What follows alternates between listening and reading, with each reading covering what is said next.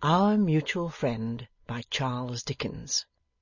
Book 1, The Cup and the Lip. Chapter 16, Minders and Reminders. The Secretary lost no time in getting to work, and his vigilance and method soon set their mark on the Golden Dustman's affairs. His earnestness in determining to understand the length and breadth and depth of every piece of work submitted to him by his employer was as special as his dispatch in transacting it. He accepted no information or explanation at second hand, but made himself the master of everything confided to him. One part of the Secretary's conduct, underlying all the rest, might have been mistrusted by a man with a better knowledge of men than the Golden Dustman had. The Secretary was as far from being inquisitive or intrusive as Secretary could be, but nothing less than a complete understanding of the whole of the affairs would content him. It soon became apparent, from the knowledge with which he set out, that he must have been to the office where the Harmon will was registered, and must have read the will. He anticipated Mr Boffin's consideration whether he should be advised with on this or that topic by showing that he already knew of it and understood it. He did this with no attempt at concealment, seeming to be satisfied that it was part of his duty to have prepared himself at all attainable points for its utmost discharge. This might, let it be repeated, have awakened some little vague mistrust in a man more worldly wise than the Golden Dustman. On the other hand, the Secretary was discerning, discreet, and silent, though as zealous as if the affairs had been his own. He showed no love of patronage or the command of money, but distinctly preferred resigning both to Mr Boffin. If in his limited sphere he sought power, it was the power of knowledge, the power derivable from a perfect comprehension of his business. As on the Secretary's face there was a nameless cloud, so on his manner there was a shadow equally indefinable. It was not that he was embarrassed, as on that first night with the Wilfer family. He was habitually unembarrassed now, and yet the something remained. It was not that his manner was bad, as on that occasion. It was now very good, as being modest, gracious, and ready. Yet the something never left it. It has been written of men who have undergone a cruel captivity, or who have passed through a terrible strait, or who in self-preservation have killed a defenceless fellow creature, that the record thereof has never faded from their countenances until they died. Was there any such record here? He established a temporary office for himself in the new house, and all went well under his hand, with one singular exception. He manifestly objected to communicate with Mr Boffin's solicitor. 2 or 3 times, when there was some slight occasion for his doing so, he transferred the task to Mr Boffin, and his evasion of it soon became so curiously apparent that Mr Boffin spoke to him on the subject of his reluctance. "It is so," the Secretary admitted. "I would rather not." Had he any personal objection to Mr Lightwood? "I don't know him." Had he suffered from lawsuits? "Not more than other men," was his short answer. Was he prejudiced against the race of lawyers? "No. But while I am in your employment, sir, I would rather be excused from going between the lawyer and the client. Of course, if you press it, Mr Boffin, I am ready to comply, but I should take it as a great favour if you would not press it, without urgent occasion." Now, it could not be said that there was urgent occasion, for Lightwood retained no other affairs in his hands than such as still lingered and languished about the undiscovered criminal, and such as arose out of the purchase of the house. Many other matters that might have travelled to him now stopped short at the Secretary, under whose administration they were far more expeditiously and satisfactorily disposed of than they would have been if they had got into young Blight's domain. This the Golden Dustman quite understood.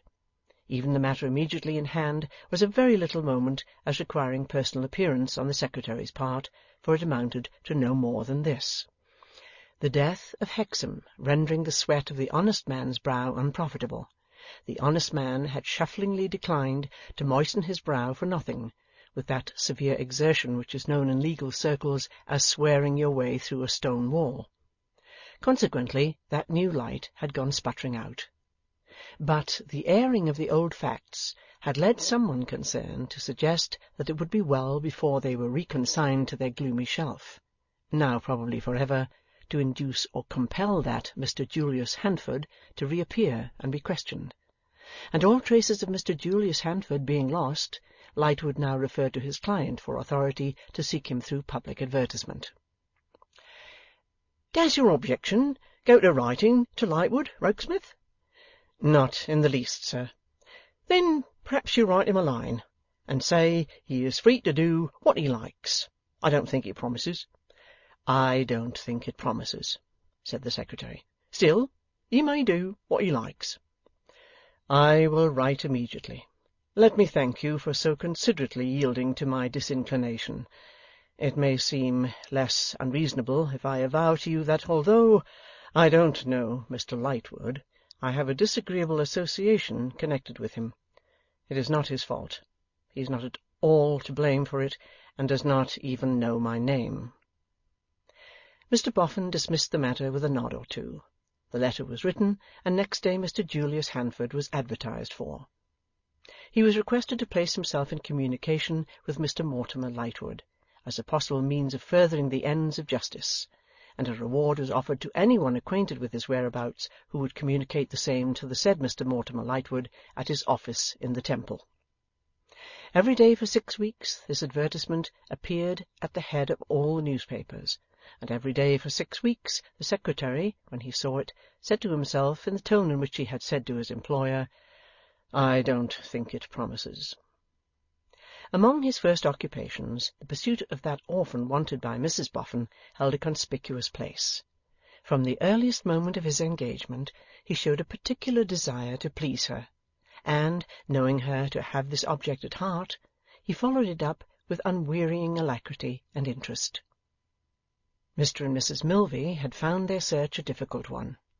Either an eligible orphan was of the wrong sex, which almost always happened, or was too old, or too young, or too sickly, or too dirty, or too much accustomed to the streets, or too likely to run away, or it was found impossible to complete the philanthropic transaction without buying the orphan. For the instant it became known that anybody wanted the orphan, up started some affectionate relative of the orphan who put a price upon the orphan's head. The suddenness of an orphan's rise in the market was not to be paralleled by the maddest records of the Stock Exchange. He would be at 5,000% discount, out at nurse making a mud pie at 9 in the morning, and, being inquired for, would go up to 5,000% premium before noon. The market was rigged in various artful ways. Counterfeit stock got into circulation. Parents boldly represented themselves as dead, and brought their orphans with them. Genuine orphan stock was surreptitiously withdrawn from the market, it being announced by emissaries posted for the purpose that Mr. and Mrs. Milvey were coming down the court. Orphan scrip would be instantly concealed, and production refused, save on a condition usually stated by the brokers as a gallon of beer. Likewise fluctuations of a wild and South Sea nature were occasioned by orphan holders keeping back and then rushing into the market a dozen together. But the uniform principle at the root of all these various operations was bargain and sale, and that principle could not be recognized by Mr. and Mrs. Milvey. At length tidings were received by the Reverend Frank of a charming orphan to be found at Brentford. One of the deceased parents, late his parishioners, had a poor widowed grandmother in that agreeable town, and she, Mrs. Betty Higden, had carried off the orphan with maternal care, but could not afford to keep him. The secretary proposed to Mrs. Boffin either to go down himself and take a preliminary survey of this orphan, or to drive her down, that she might at once form her own opinion. Mrs. Boffin preferring the latter course, they set off one morning in a hired phaeton, conveying the hammer-headed young man behind them. The abode of Mrs. Betty Higden was not easy to find, lying in such complicated back settlements of muddy Brentford that they left their equipage at the sign of the Three Magpies, and went in search of it on foot. After many inquiries and defeats, there was pointed out to them in a lane a very small cottage residence, with a board across the open doorway, hooked on to which board by the armpits was a young gentleman of tender years, angling for mud with a headless wooden horse and line. In this young sportsman, distinguished by a crispy, curling auburn head and a bluff countenance, the secretary descried the orphan. It unfortunately happened, as they quickened their pace, that the orphan, lost to considerations of personal safety in the ardour of the moment, overbalanced himself and toppled into the street. Being an orphan of a chubby conformation, he then took to rolling, and had rolled into the gutter before they could come up. From the gutter he was rescued by John Rokesmith, and thus the first meeting with Mrs Higden was inaugurated by the awkward circumstance of their being in possession, one would say, at first sight unlawful possession, of the orphan, upside down and purple in the countenance. The board across the doorway, too, acting as a trap equally for the feet of Mrs Higden coming out and the feet of Mrs Boffin and John Rokesmith going in, greatly increased the difficulty of the situation, to which the cries of the orphan imparted a lugubrious and inhuman character. At first it was impossible to explain, on account of the orphan's holding his breath, a most terrific proceeding, superinducing in the orphan lead-colour rigidity and a deadly silence, compared with which his cries were music yielding the height of enjoyment. But as he gradually recovered, Mrs Boffin gradually introduced herself, and smiling peace was gradually wooed back to Mrs Betty Higden's home. It was then perceived to be a small home, with a large mangle in it, at the handle of which machine stood a very long boy with a very little head, and an open mouth of disproportionate capacity that seemed to assist his eyes in staring at the visitors. In a corner below the mangle, on a couple of stools, sat two very little children, a boy and a girl, and when the very long boy, in an interval of staring, took a turn at the mangle, it was alarming to see how it lunged itself at those two innocents, like a catapult designed for their destruction, harmlessly retiring when within an inch of their heads. The room was clean and neat. It had a brick floor and a window of diamond panes, and a flounce hanging below the chimney-piece, and strings nailed from bottom to top outside the window, on which scarlet beans were to grow in the coming season, if the fates were propitious. However propitious they might have been in the season that were gone, to Betty Higden in the matter of beans they had not been very favourable in the matter of coins, for it was easy to see that she was poor. She was one of those old women, was Mrs Betty Higden, who by dint of an indomitable purpose and a strong constitution fight out many years, though each year has come with its new knock-down blows fresh to the fight against her, wearied by it, an active old woman with a bright dark eye and a resolute face, yet quite a tender creature too, not a logically reasoning woman, but God is good, and hearts may count in heaven as high as heads. "Yes, sure," said she, when the business was opened. "Mrs Milvey had the kindness to write to me, ma'am, and I got Sloppy to read it. It was a pretty letter, but she's an affable lady." The visitors glanced at the long boy, who seemed to indicate by a broader stare of his mouth and eyes that in him Sloppy stood confessed. "For I ain't, you must know," said Betty, "much of a hand at reading writing-hand, though I can read me Bible and most print, and I do love a newspaper. You mightn't think it, but Sloppy is a beautiful reader of a newspaper. He do the police in different voices." The visitors again considered it a point of politeness to look at Sloppy, who, looking at them, suddenly threw back his head, extended his mouth to its utmost width, and laughed loud and long. At this the two innocents, with their brains in that apparent danger, laughed, and Mrs Higden laughed, and the orphan laughed, and then the visitors laughed, which was more cheerful than intelligible. Then Sloppy, seeming to be seized with an industrious mania or fury, turned to at the mangle and impelled it at the heads of the innocents with such a creaking and rumbling that Mrs Higden stopped him. "The gentlefolks can't hear themselves speak, Sloppy. Bide a bit, bide a bit." "Is that the dear child in your lap?" said Mrs Boffin. "Yes, ma'am. This is Johnny." "Johnny too!" cried Mrs Boffin, turning to the secretary. "Already Johnny! Only one of the two names left to give him. He's a pretty boy. With his chin tucked down in his shy, childish manner, he was looking furtively at Mrs Boffin out of his blue eyes, and reaching his fat dimpled hand up to the lips of the old woman, who was kissing it by times. Yes, ma'am, he's a pretty boy. He's a dear, darling boy. He's the child of my own last left daughter's daughter, but she's gone the way of all the rest. Those are not his brother and sister, said Mrs Boffin. Oh, dear no, ma'am. Those are minders. Minders? The secretary repeated. Left to be minded, sir. I keep a minding school. I can take only 3 on account of the mangle, but I love children, and 4pence a week is 4pence. Come here, Toddles and Poddles. Toddles was the pet name of the boy, Poddles of the girl.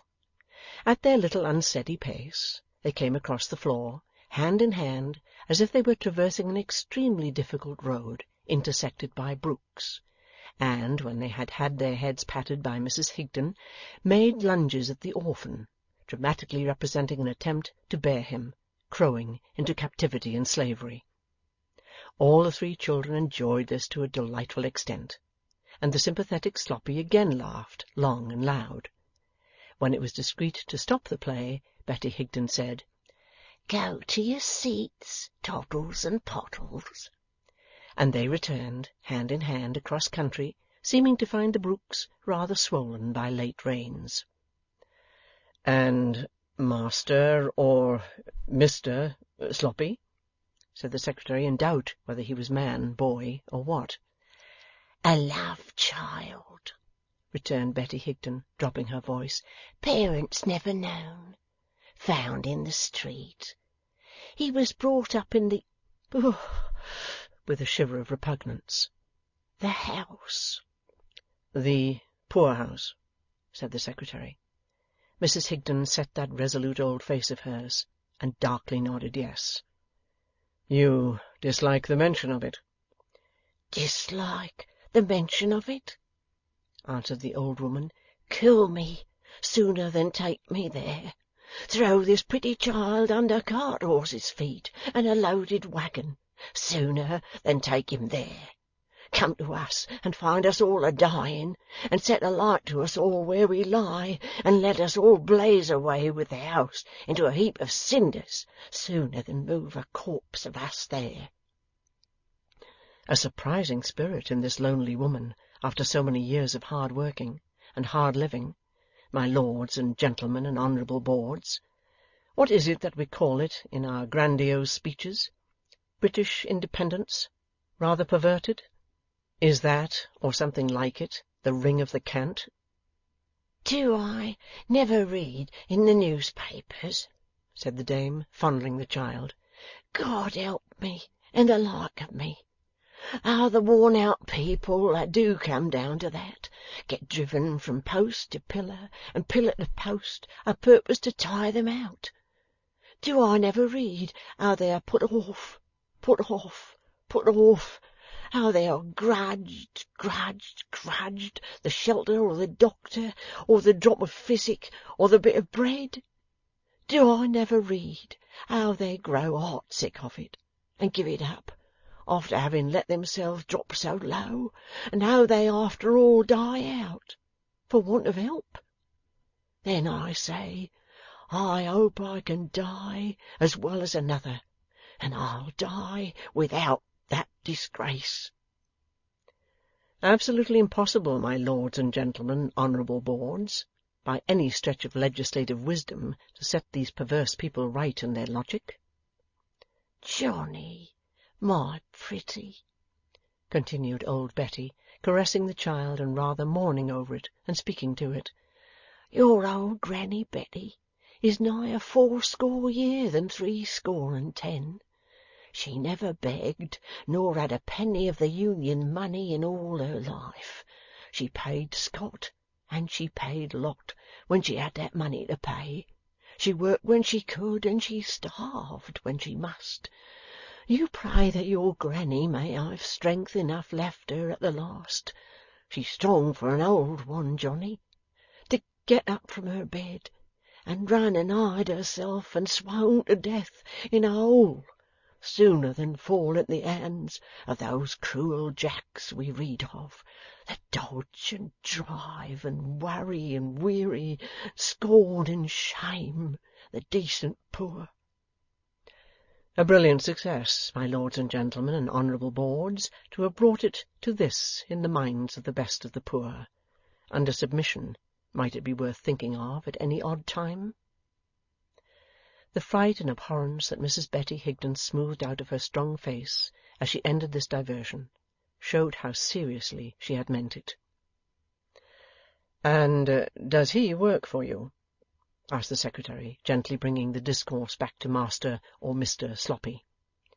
Yes, said Betty, with a good-humoured smile and nod of the head, and well, too. Does he live here? He lives more here than anywhere. He was thought to be no better than a natural, and first come to me as a minder. I made interest with Mr. Blogg the beadle to have him as a minder, seeing him by chance up at church, and thinking I might do something with him, for he was a weak, rickety creetur then.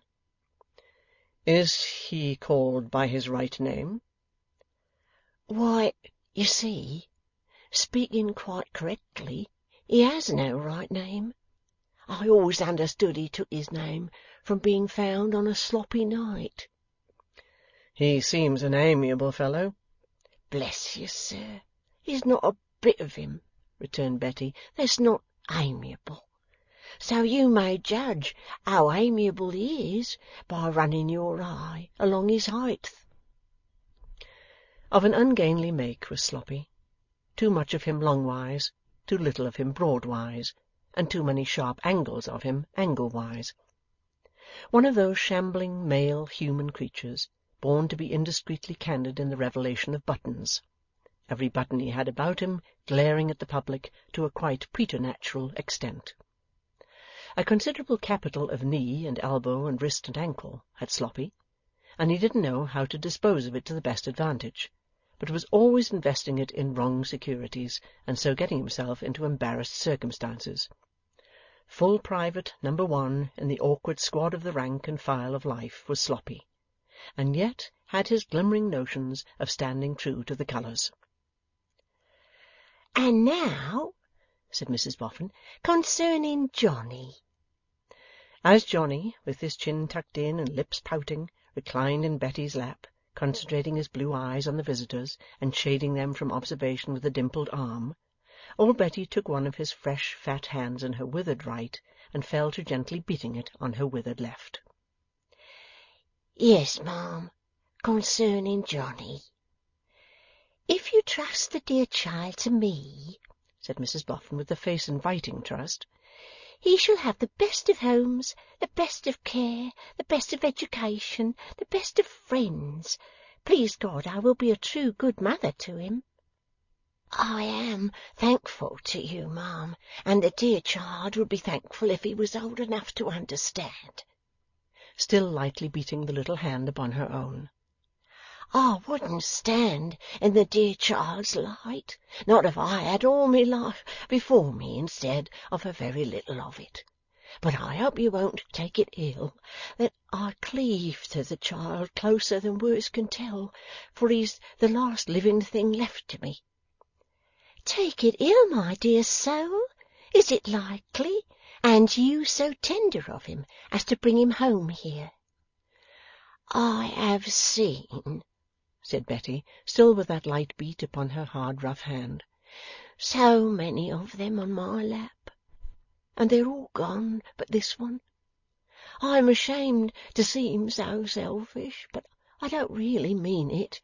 He'll be the making of his fortune, and he'll be a gentleman when I am dead. I don't know what comes over me. I try against it. Don't notice me. The light beat stopped, the resolute mouth gave way, and the fine strong old face broke up into weakness and tears. Now, greatly to the relief of the visitors, the emotional Sloppy no sooner beheld his patroness in this condition than, throwing back his head and throwing open his mouth, he lifted up his voice and bellowed. This alarming note of something wrong instantly terrified Toddles and Poddles, who were no sooner heard to roar surprisingly than Johnny, curving himself the wrong way and striking out at Mrs Boffin with a pair of indifferent shoes, became a prey to despair. The absurdity of the situation put its pathos to the rout. Mrs Betty Higden was herself in a moment, and brought them all to order with that speed that Sloppy, stopping short in a polysyllabic bellow, transferred his energy to the mangle, and had taken several penitential turns before he could be stopped. "There, there, there," said Mrs Boffin, almost regarding her kind self as the most ruthless of women. "Nothing is going to be done. Nobody need be frightened. We're all comfortable, ain't we, Mrs Higden?" "Sure and certain we are," returned Betty. "And there is really no hurry, you know," said Mrs Boffin in a lower voice. "Take time to think of it, my good creature." "Don't you fear me no more, ma'am," said Betty. "I thought of it for good yesterday. I don't know what come over me just now, but it'll never come again." "Well, then, Johnny shall have more time to think of it," returned Mrs Boffin. "The pretty child shall have time to get used to it, and you'll get him more used to it if you think well of it, won't you?" Betty understood that, cheerfully and readily. "Law!" cried Mrs Boffin, looking radiantly upon her. "We want to make everybody happy, not dismal. And perhaps you wouldn't mind letting me know how used to it you begin to get, and how it all goes on." "I'll send Sloppy," said Mrs Higden. "And this gentleman who has come with me will pay him for his trouble," said Mrs Boffin. "And, Mr Sloppy, whenever you come to my house, be sure you never go away without having had a good dinner of meat, beer, vegetables, and pudding." This still further brightened the face of affairs, for the highly sympathetic Sloppy, first broadly staring and grinning, and then roaring with laughter, Toddles and Poddles followed suit, and Johnny trumped the trick. T&P, considering these favourable circumstances for the resumption of that dramatic descent upon Johnny, again came across country hand in hand upon a buccaneering expedition, and this having been fought out in the chimney-corner behind Mrs Higden's chair, with great valour on both sides, those desperate pirates returned hand in hand to their stools across the dry bed of a mountain torrent. "You must tell me what I can do for you, Betty, my friend," said Mrs Boffin confidentially. "If not to-day, next time." "Thank you all the same, ma'am, but I want nothing for myself. I can work, I'm strong, I can walk 20 mile if I'm put to it." Old Betty was proud, and said it with a sparkle in her bright eyes. "Yes, but there are some little comforts that you wouldn't be the worse for," returned Mrs Boffin. "Bless ye, I wasn't born a lady any more than you." "It seems to me," said Betty, smiling, "that you were born a lady, and a true one, or there never was a lady born. But I couldn't take anything from you, my dear. I never did take anything from any one. It ain't that I'm not grateful, but I love to earn it better." "Well, well," returned Mrs Boffin, "I only spoke of little things, or I wouldn't have taken the liberty." Betty put her visitor's hand to her lips, in acknowledgment of the delicate answer. Wonderfully upright her figure was, and wonderfully self-reliant her look, as, standing facing her visitor, she explained herself further. "If I could have kept the dear child, without the dread that's always upon me of his coming to that fate I've spoken of, I could never have parted with him, even to you. For I love him, I love him, I love him. I love my husband's long dead and gone in him. I love my children dead and gone in him. I love my young and hopeful days dead and gone in him. I couldn't sell that love, and look you in your bright kind face. It's a free gift. I am in want of nothing. When my strength fails me, if I can but die out quick and quiet, I shall be quite content. I have stood between my dead and that shame I have spoken of, and it has been kept off from every one of them, sewed into my gown. With her hand upon her breast, is just enough to lay me in the grave. Only see that it's rightly spent, so as I may rest free to the last from that cruelty and disgrace, and you'll have done much more than a little thing for me, and all that is in this present world my heart is set upon. Mrs. Betty Higden's visitor pressed her hand. There was no more breaking up of the strong old face into weakness. My lords and gentlemen and honourable boards, it really was as composed as our own faces, and almost as dignified. And now Johnny was to be inveigled into occupying a temporary position on Mrs. Boffin's lap. It was not until he had been piqued into competition with two diminutive Minders by seeing them successively raised to that post and retire from it without injury, that he could be by any means induced to leave Mrs. Betty Higden's skirts, towards which he exhibited, even when in Mrs. Boffin's embrace, strong yearnings, spiritual and bodily, the former expressed in a very gloomy visage, the latter in extended arms. However, a general description of the toy wonders lurking in Mr. Boffin's house so far conciliated this worldly-minded orphan as to induce him to stare at her frowningly, with a fist in his mouth, and even at length to chuckle when a richly caparisoned horse on wheels, with a miraculous gift of cantering to cake-shops, was mentioned. This sound being taken up by the Minders, swelled into a rapturous trio, which gave general satisfaction. So the interview was considered very successful, and Mrs. Boffin was pleased, and all were satisfied, not least of all Sloppy, who undertook to conduct the visitors back by the best way to the Three Magpies, and whom the hammer-headed young man much despised. This piece of business thus put in train, the secretary drove Mrs. Boffin back to the Bower, and found employment for himself at the new house until evening. Whether, when evening came, he took away to his lodgings that led through fields, with any design of finding Miss Bella Wilfer in those fields, is not so certain as that she regularly walked there at that hour. And, moreover, it is certain that there she was. No longer in mourning, Miss Bella was dressed in as pretty colours as she could muster. There is no denying that she was as pretty as they, and that she and the colours went very prettily together. She was reading as she walked, and of course it is to be inferred, from her showing no knowledge of Mr. Rokesmith's approach, that she did not know he was approaching. "Eh?" said Miss Bella, raising her eyes from her book when he stopped before her. "Oh, it's you." "Only I. A fine evening." "Is it?" said Bella, looking coldly round. "I suppose it is, now you mention it. I've not been thinking of the evening." "So intent upon your book?" "Yes," replied Bella with a drawl of indifference. "A love story, Miss Wilfer?" "Oh dear no, or I shouldn't be reading it. It's more about money than anything else." "And does it say that money is better than anything?" "Upon my word," returned Bella, "I forget what it says.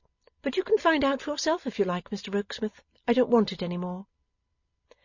The secretary took the book. She had fluttered the leaves as if it were a fan, and walked beside her. "I am charged with a message for you, Miss Wilfer." "Impossible, I think," said Bella with another drawl. "From Mrs. Boffin. She desired me to assure you of the pleasure she has in finding that she will be ready to receive you in another week or two at furthest." Bella turned her head towards him, with her prettily insolent eyebrows raised and her eyelids drooping, as much as to say, "How did you come by the message, pray?" "I have been waiting for an opportunity of telling you that I am Mr. Boffin's secretary." "I am as wise as ever," said Miss Bella loftily, for I don't know what a secretary is, not that it signifies. Not at all. A covert glance at her face, as he walked beside her, showed him that she had not expected his ready assent to that proposition.